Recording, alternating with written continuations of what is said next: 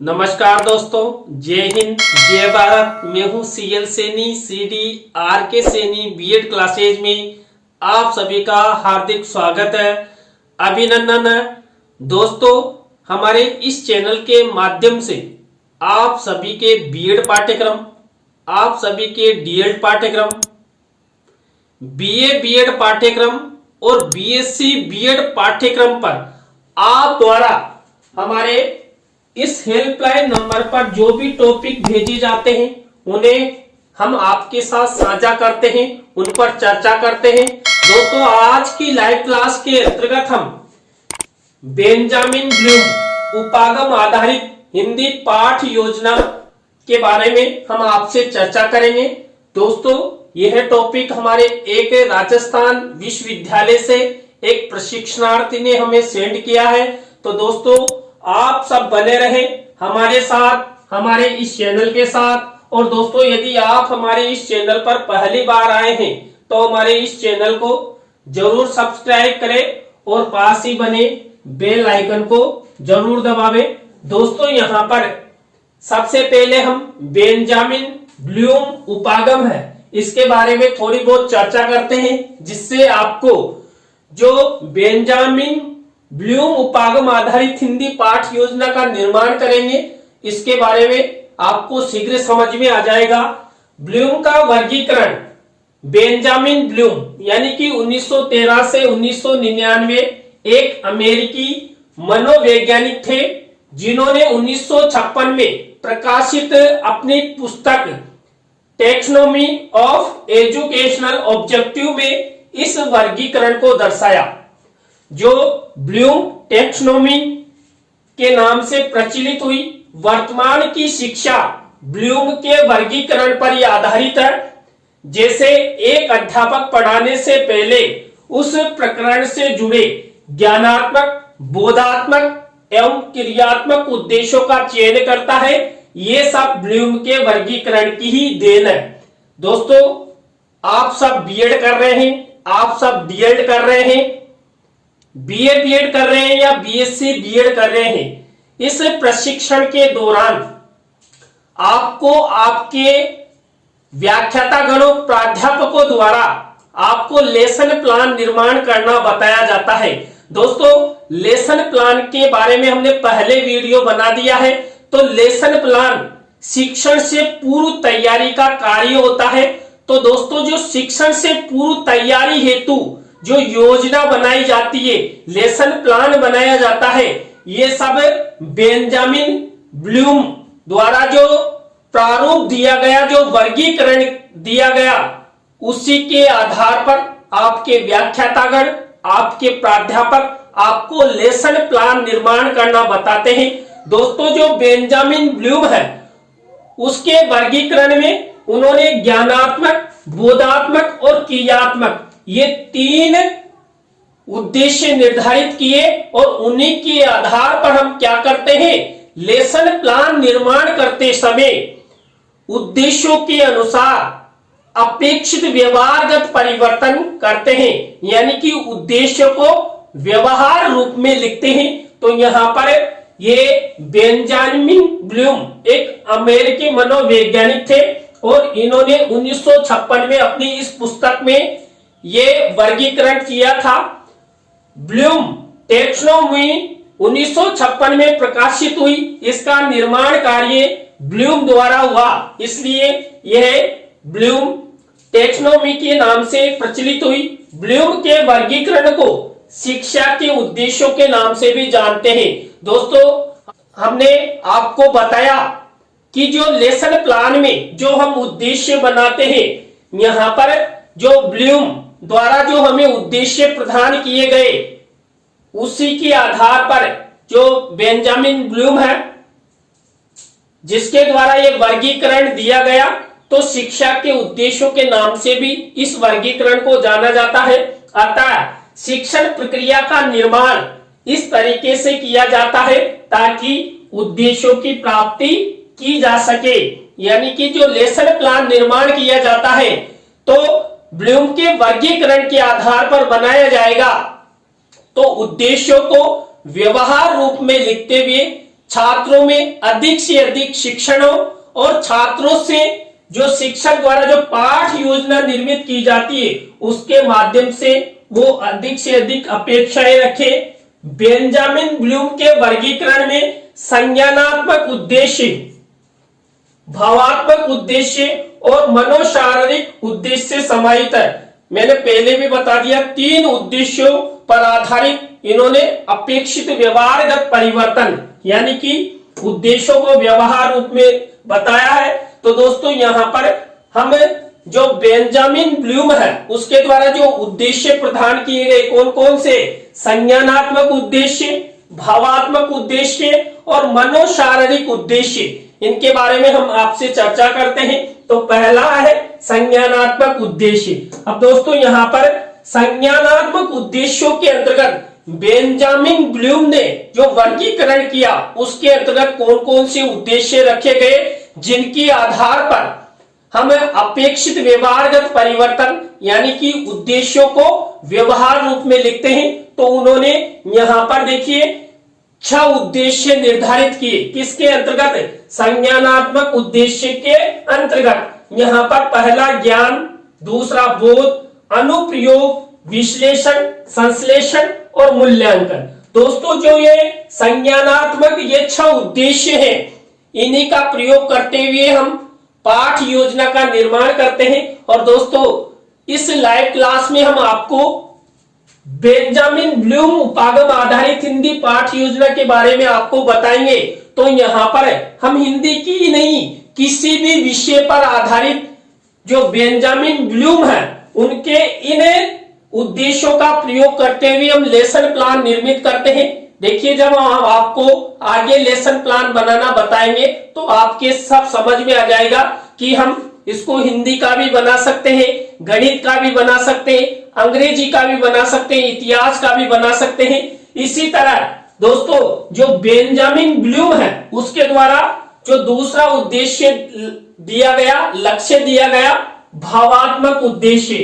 इस भावात्मक उद्देश्य के वर्गीकरण में उन्होंने यहां पर भी देखिए 6 प्रकार के उद्देश्य निर्धारित किए। तो यहां पर है अनुकरण, अनुक्रिया, अनुमूल्यन, संप्रत्यय, संगठन और चारित्रीकरण। इसी तरह उन्होंने 3rd नंबर का जो उद्देश्य दिया मनोशारीरिक उद्देश्य।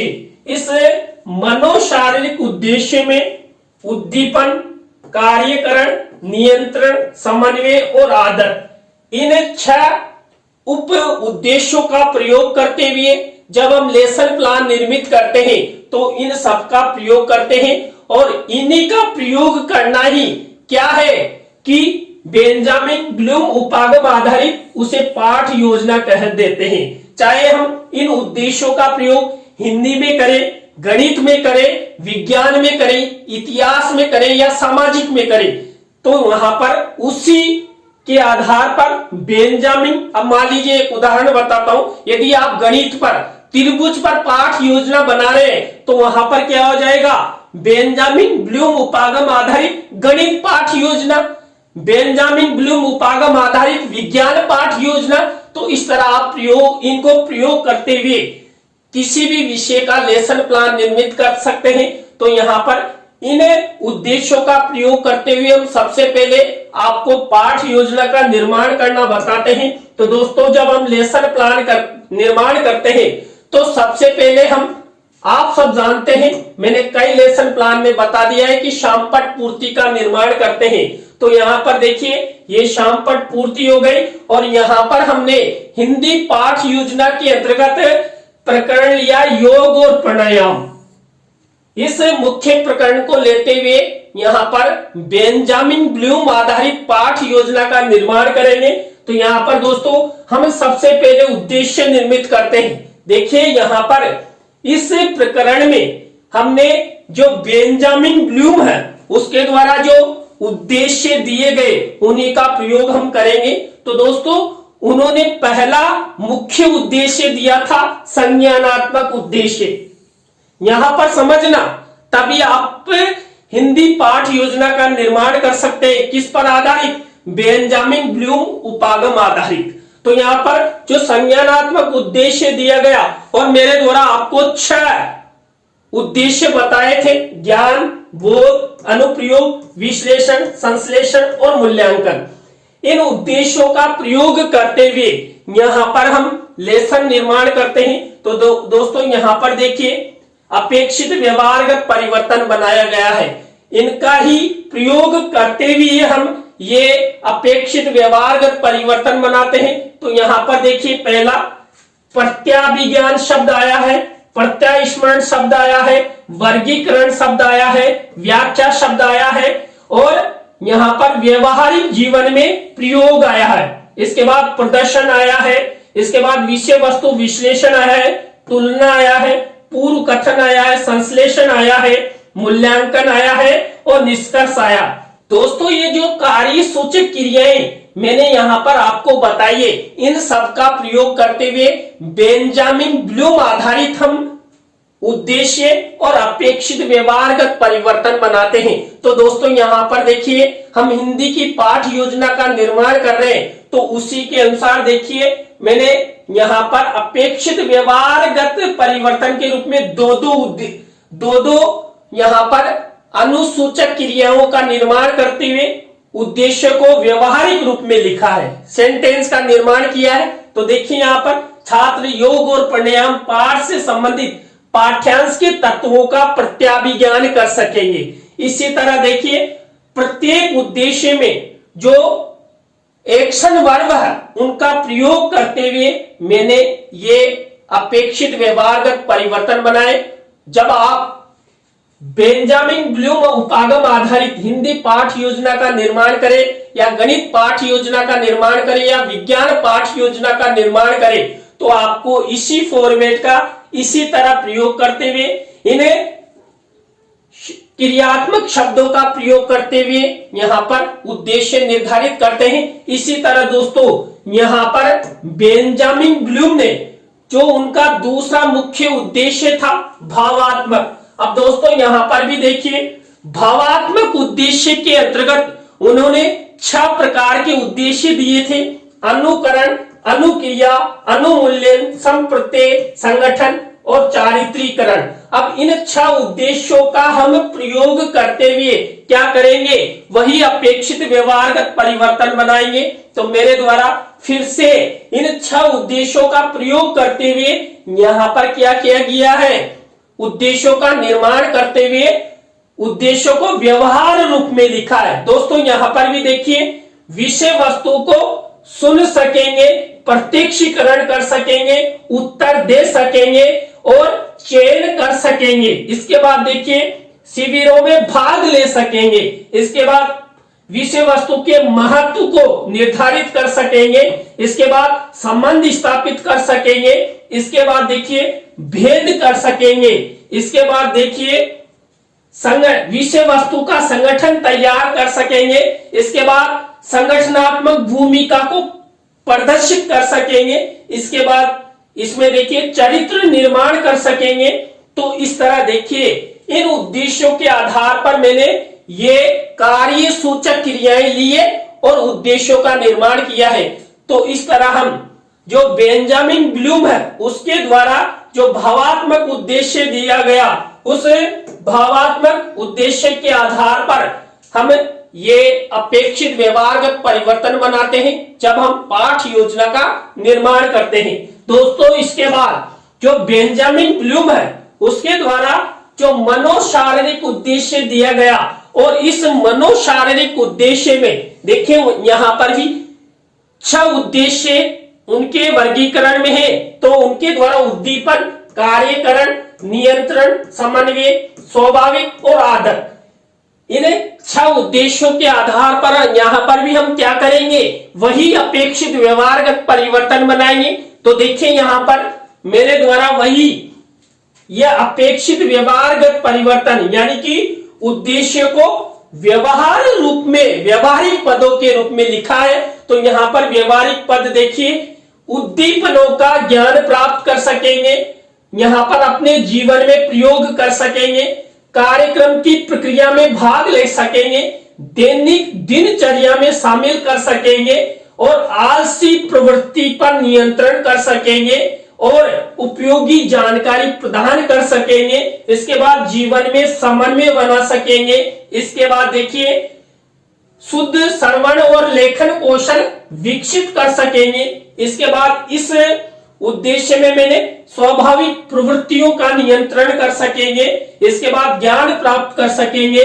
इसके बाद देखिए अच्छी आदतों का निर्माण कर सकेंगे। इस तरह इन उद्देश्यों को व्यवहारिक पदों के रूप में यहां पर एक्शन वर्ब के रूप में मैंने इस तरह लेसन प्लान में यूज किया है। आपको भी जब आप बेंजामिन ब्लूम उपागम आधारित किसी भी विषय पर पाठ योजना का निर्माण करें तो इस तरह आपको ये प्रयोग करना है।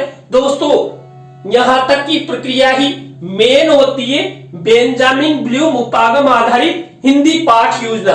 आगे तो जो हम लेसन प्लान, मैंने आपको कई लेसन प्लान बताए, उन्हीं के आधार पर लेसन निर्माण करते हैं। तो दोस्तों आगे देखिए ये लेसन प्लान है, वही कक्षा शिक्षण सहायक सामग्री पूर्व ज्ञान शिक्षण विधि। देखिए यहाँ पर भी जो पाठ योजना निर्माण के सोपान है, पद है, उन्हीं का प्रयोग करते हुए यहाँ पर लेसन प्लान निर्मित किया गया है। इसके बाद देखिए दोस्तों यहाँ पर हम मुख्य लेसन प्लान की ओर बढ़ते हैं। तो यहाँ पर मुख्य लेसन प्लान में वही सबसे पहले प्रस्तावना के प्रश्नों के बाद देखिए हम उद्देश्य कथन करते हैं। उद्देश्य कथन के बाद पाठ प्रस्तुतिकरण की स्टेप अपनाते हैं। पाठ प्रस्तुतिकरण के बाद नेक्स्ट स्टेप के रूप में हम यहाँ पर आदर्श वाचन की स्टेप अपनाते हैं। देखिए आदर्श वाचन के अंतर्गत हम जो योग और प्राणायाम की विषय वस्तु है उसका यहाँ पर प्रयोग इस तरह इस फॉर्मेट में करते हैं। आदर्श वाचन के बाद अनुकरण वाचन की स्टेप अपनाते हैं। ये देखिए विषय वस्तु है तो ये अनुकरण वाचन की स्टेप, ये अनुकरण वाचन की स्टेप हो गई। अनुकरण वाचन के बाद नेक्स्ट स्टेप के रूप में दोस्तों हम अशुद्धि संशोधन की स्टेप अपनाते। ये अशुद्धि संशोधन का फॉर्मेट है। अशुद्धि संशोधन के बाद हम काठिन्य निवारण की स्टेप अपनाते हैं। तो ये नेक्स्ट स्टेप हो गई काठिन्य निवारण की। तो दोस्तों काठिन्य निवारण के बाद हमारी नेक्स्ट स्टेप आती है जो हमारी पाठ योजना के लिए अति महत्वपूर्ण है, सारांश कथन। देखिए यहाँ पर योग और प्राणायाम पाठ का सारांश मिनिएचर के रूप में लिखा गया है। तो इस तरह ये फॉर्मेट चलता रहेगा। सारांश कथन के बाद हमारी नेक्स्ट स्टेप आती है यहाँ पर ये सारांश कथन का मिनिएचर है बोध प्रश्न। दोस्तों यहाँ पर योग और प्राणायाम की विषय वस्तु में से ही हम ये बोध प्रश्न बनाएंगे। बोध प्रश्नों के बाद देखिए यहाँ पर मौन वाचन की स्टेप के बाद दोस्तों यहाँ पर विचार विश्लेषणात्मक प्रश्नों की स्टेप आती है। विचार विश्लेषणात्मक प्रश्नों की स्टेप के बाद दोस्तों हम मूल्यांकन प्रश्नों वाली स्टेप अपनाते हैं। तो ये मूल्यांकन प्रश्नों वाली स्टेप हो गई। यहाँ पर इस तरह मूल्यांकन प्रश्न बनाए जाते हैं ब्लैक शीट पर। और इसके बाद हमारी नेक्स्ट स्टेप आती है गृह कार्य की। तो दोस्तों आपको इस तरह यहाँ पर क्या करना है, बेंजामिन ब्लूम आधारित पाठ योजना का निर्माण करना है। तो दोस्तों आज की लाइव क्लास के अंतर्गत हमने बेंजामिन ब्लूम आधारित हिंदी पाठ योजना का निर्माण कैसे किया जाता है, उसके द्वारा जो उद्देश्य दिए गए उनका प्रयोग कैसे किया जाता है, इस पर आपको बताया। आज की लाइव क्लास आपको कैसी लगी कमेंट्स में हमें जरूर बताएं। अच्छी लगी हो तो लाइक करें, कमेंट्स करें और शेयर जरूर करें।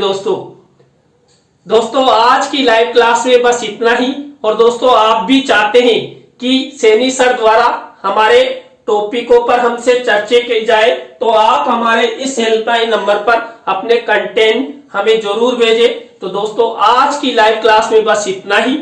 न्यू लाइव क्लास के साथ हम आपसे फिर मिलेंगे CD RK Saini BEd classes में। जय हिंद, जय भारत, राम राम सा।